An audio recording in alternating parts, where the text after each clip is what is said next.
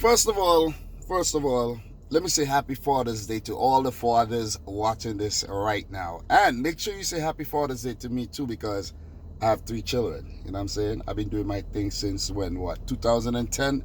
So I've been in this game for a while. But guys, big win for Newcastle United, man. Big win.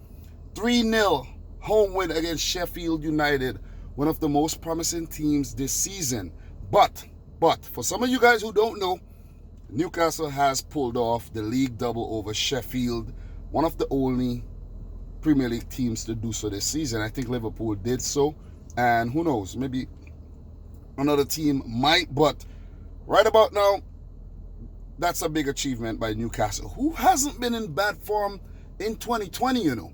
Since the turn of the new decade, they have only lost 3 times. They have defeated Chelsea in the, in the new year as well. So, Newcastle are doing big things. Let's say that. Eminent takeover, and they're doing big things. So Steve Bruce and his boys, well-deserved 3-0 victory. The confidence they needed after the restart. But we can't say the same for Sheffield United, who's probably still in the doldrums after that unfortunate event in the opening game after the restart against Aston Villa, where they scored, but goal line technology failed. The VAR didn't intervene, and they only picked up 1 point. But they're still in a very good position, though. Very good position so far, where they're at 7th in the league, which is pretty good. They're ahead of Arsenal, so, that's a good achievement in its, own right. 12 years absent from the Premier League, just came up, and they have basically, let's say Sheffield have overachieved. The challenging for European spot, Europa League, or even Champions League, and they have overachieved. So this performance could be overlooked, or should it be overlooked? Who knows? But they didn't look like their typical selves today. Or maybe we should just give Newcastle the credit, because these guys played with, that zest, that, the swagger. It's basically they brought over the form from their 2 warm-up games that they won. So, well-deserved win. Sheffield has not lost by more than 2 goals on the road this season. This is the first time.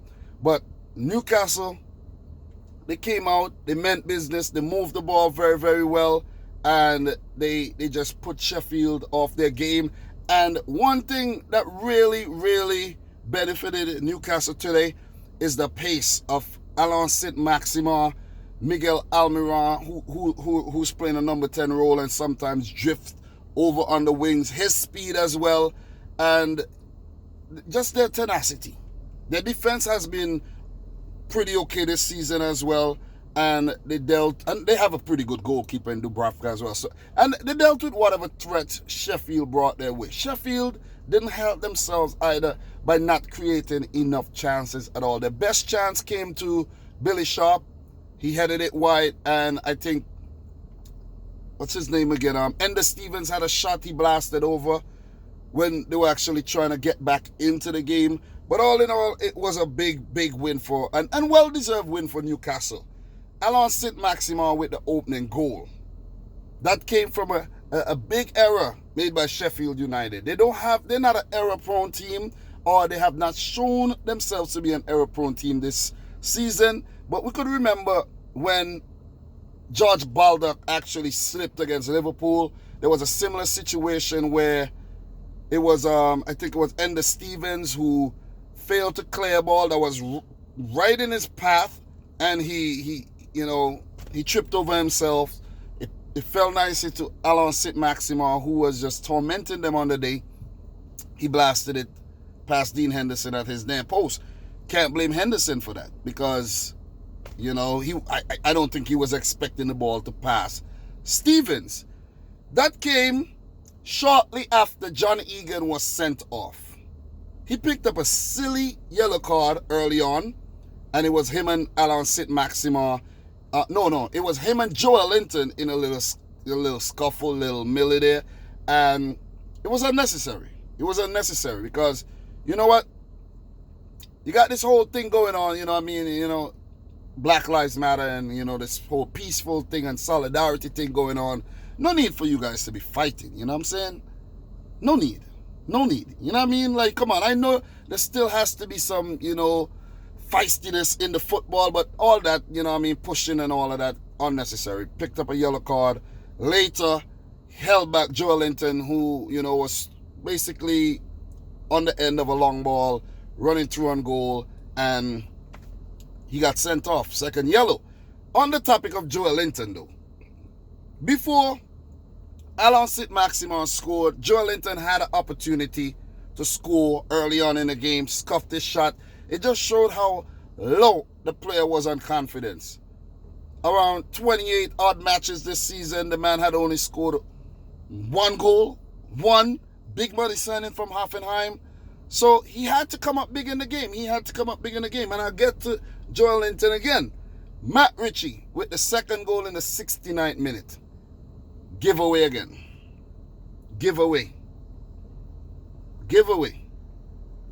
Sheffield United, uncharacteristic performance by them. And Matt Ritchie just punished them. Wicked left-footed shot. And this is what Newcastle need to do more often. They need to play with this kind of conviction. You know what I'm saying? They need to play with this kind of, let's say the tenacity and, taking their chances. This is something that they haven't been doing a lot. I don't know if the takeover talks and all of that is just has the players all, spruced up. I don't know. But it was a fantastic performance. The third goal, which could prove to be one of the most important goals for Newcastle for the remainder of the season or even going into next season, is Joelinton's goal. Being involved in the build-up play, getting it back for the tap-in, the Brazilian needed that. He needed that.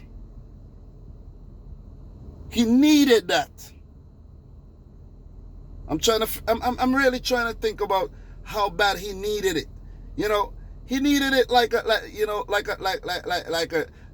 a child needs his or her mother's care.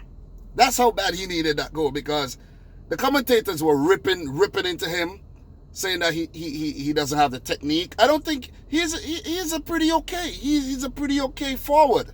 Maybe they're just playing him wrong.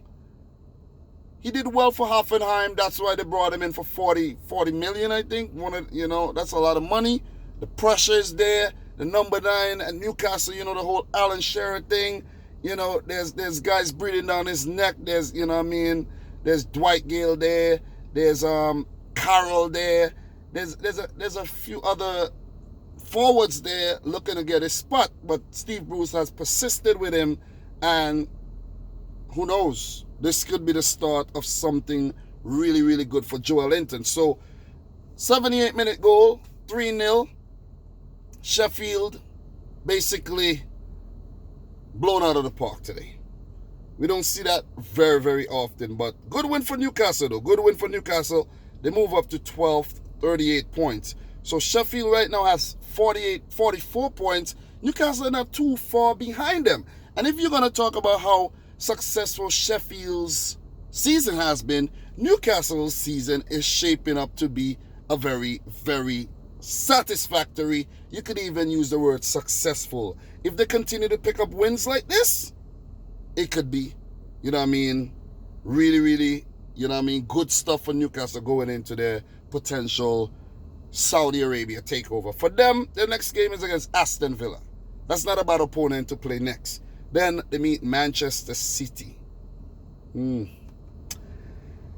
That's not good. That's an FA Cup meeting. Sure, they're going to get knocked out. Man City's my team. Then they meet Bournemouth, which is a good team to meet again. Then they play West Ham. Then they meet City again. Then they have Watford, Tottenham, Brighton, Liverpool on the last match day. So Newcastle, if they continue playing like this, they could get to 50 points.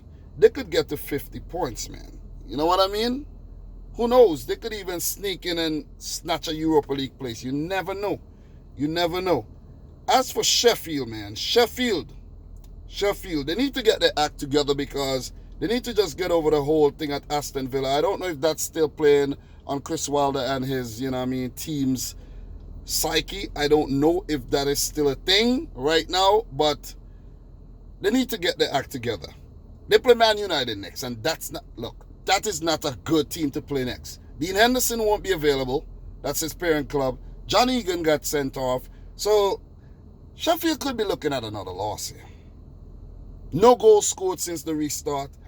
They could be looking at another loss. Then they play Arsenal at home, Tottenham, Burnley, Wolves, Chelsea, Leicester, Everton.